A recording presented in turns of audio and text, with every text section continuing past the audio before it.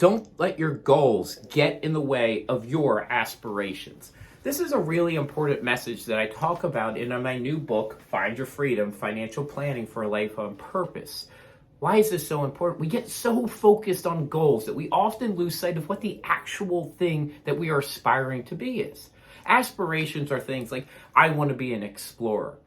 I want to be somebody who gives back to the community, a great philanthropist.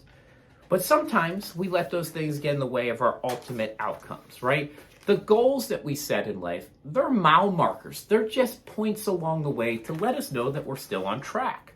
Our aspirations are who we want to be. Now, let me tell you a quick story here to help drive this message home.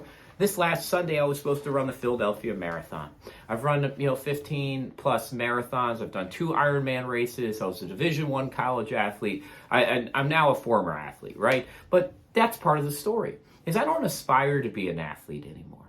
I don't aspire to, break world records or run further than anyone else has ever run. I aspire to be a good father and a healthy grandfather for grandkids, hopefully one day. But I want to be available. I want to have health and be able to do things like my grandfather. My dad passed away when I was 8 years old. I'm not going to get that experience with him, with my kids. But I want to be there for my kids and my grandkids. And that is who I aspire to be.